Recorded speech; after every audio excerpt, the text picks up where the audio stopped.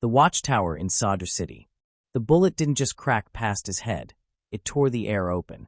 Specialist Aaron Cole dropped hard behind the concrete barrier, heart slamming against his ribs as dust kicked up around him. The radio erupted with overlapping voices. Contact! Contact! Rooftop, 3 o'clock. Aaron pressed himself lower, gripping his rifle as another shot snapped overhead. He hadn't even seen the shooter. Just the sound. Just the reminder. He was being hunted. Sadr City, Baghdad. 2008. It wasn't a place you passed through. It was a place that watched you first. Narrow streets. Endless buildings. Windows that never stayed empty for long. And somewhere in that maze, someone was always waiting. Aaron adjusted his helmet, trying to steady his breathing. "Cole, you good?"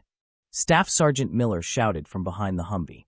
"I'm up," Aaron called back, though his voice felt tighter than he wanted. "Then stay sharp, we're not done." They had been sent to reinforce a small observation post, a watchtower overlooking a critical intersection. Insurgent activity had increased. Attacks were becoming more coordinated. The mission sounded simple. Hold the tower. Watch the streets. Report movement. But nothing in Sadr City stayed simple. Hours earlier, before they rolled out, Aaron had been sitting on his bunk, staring at a small, worn Bible tucked into his gear. It had been his father's. A man who worked hard, spoke little, and prayed every night without fail. Aaron picked it up, then set it back down. "I'll read it later," he muttered. He always said that. Later. Now, crouched under fire, he wished he hadn't waited. "Move," Miller shouted. They pushed forward, bounding from cover to cover until the tower came into view, a rough concrete structure rising above the surrounding rooftops. It didn't look like much, but from the top, you could see everything, which meant everyone could see you. They reached the base. 2 soldiers were already there, returning fire toward a distant rooftop. "They've been hitting us all morning," one of them shouted. "Snipers. Multiple positions." Miller nodded. "We're taking the top." Aaron looked up. The stairwell was narrow, dark, exposed. Every instinct in him said don't go up there. But he moved anyway. Step by step, they climbed. The sounds of gunfire echoed through the concrete, louder with each level. Aaron's grip tightened on his rifle. His mind raced. What if they're waiting at the top? What if this is it? Halfway up, he stopped. Just for a second. Just long enough for doubt to take hold. Then he remembered something his father used to say. You don't wait to feel ready. You step forward, and trust God meets you there. Aaron closed his eyes briefly. Then meet me here, he whispered. Keep moving. Miller snapped. Aaron opened his eyes and climbed. They burst onto the rooftop. Gunfire immediately cracked from across the street. Aaron dropped low, scanning for targets. Their movement. A figure darting between windows. He fired. Not wildly, but with focus. The fight stretched on. Minutes that felt like hours. Heat rising. Adrenaline surging. Every sense pushed to its limit. Then, a shout. Man down. Aaron turned. One of the soldiers near the edge had been hit. Without thinking, Aaron moved.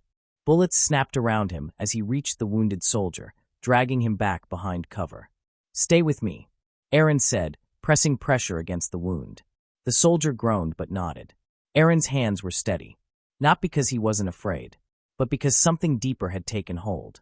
Medics on the way, someone called. Aaron leaned back, breathing hard. The firefight continued, but something had shifted. Inside him, he wasn't just reacting anymore. He was choosing. Standing. Holding. Hours later, the shooting stopped. The streets below grew quiet. The watchtower remained. Still standing. Still held. That night, Aaron sat at the top of the tower alone, looking out over the city. The same streets. The same shadows. But different now. He reached into his pack. Pulled out the Bible. Opened it. This time, he didn't wait. His eyes fell on a verse. Be strong and courageous. Do not be afraid, for the Lord your God goes with you. Joshua 1 verse 9. Aaron read it again.